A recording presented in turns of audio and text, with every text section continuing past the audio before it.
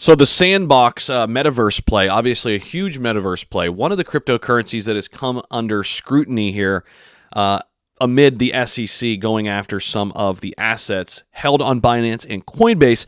And it finds itself in a really interesting position because now the Sandbox COO says we do not agree with the SEC labeling the Sand token as a security. And again, this isn't a end-all be-all, right? It's right now he said, she said game, right? And this is going to go to court. There's going to be a long, drawn-out process. It's not the end of the road for Sandbox, right? They're still building. They have a ton, and I mean a ton of huge people behind this project and a lot of VC money. So a lot of people want to see this thing succeed, but it's going to be a long process. It's going to be a long time until we kind of see how this all shakes out. But this is what the COO of Sandbox is saying. I wanted to dive into it a little bit, bring you up to speed. I know a lot of people looking at the Metaverse sector here in the cryptocurrency market as a sector to really watch and a sector to invest in. Because think about it, Facebook, one of our largest companies in the world, changed their name to Meta, right? And they did that because they see the future of the Metaverse and VR and AR as a big part of our future, right? And Sandbox has been ahead of that curve. Now, let's dive into it a little bit deeper here. As we do, make sure you guys hit the like button for us. Totally free to do it.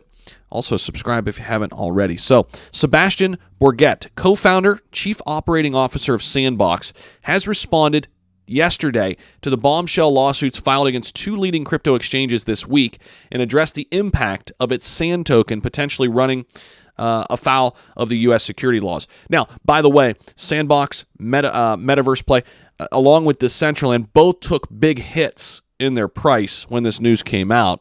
Sand was among dozens of cryptocurrencies and tokens that the agency identified as quote-unquote securities. Again, identified as. It's not a end-all, be-all, but that's their take, right? Sand was in there with Solana, which, again, huge VC money there. Polygon, huge VC money there. Cardano, same thing. AXS, that's Axie Infinity, the governance token. And then Mana token as well, which is Decentraland. When we look at the top two, Metaverse plays, at least over the past 3 years, it's been Sandbox and Decentraland. Both of those were listed here. We are obviously aware of the litigation advanced against Binance and Coinbase in the U.S. from the SEC, Bourget said during a press event at the NFC in Lisbon non-fungible conference. We do not necessarily agree with the characterization that's been put in this litigation, including the qualification of Sand as a security there.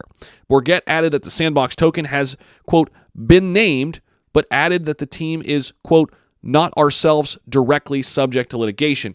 So this is a very important note, right? This isn't an attack directly on these tokens. It's really an attack on the exchanges that listed these tokens, right?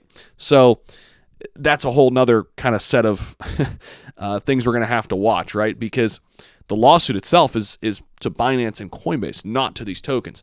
Now, Sandbox COO said this doesn't change our business on a day-to-day basis. While the SEC suits against the exchanges arrived in tandem on Monday and Tuesday, respectively, its charges against Binance and Coinbase vary, and they are different, right? They are different. Binance, basically their attack there is on Binance US, and basically them not registering correctly as a brokerage. Coinbase doesn't have that problem. Coinbase, the issue there, the SEC's issue with Coinbase is mostly with some of the tokens they offered and that staking, right? The APY. Why? We've talked about this before. Why are they so concerned about this? Because you can go sit on USDC or USDT, which is essentially $1, right? They're pegged to $1. They're stable coins, and you can earn 5, 6, 7, 8% on your money.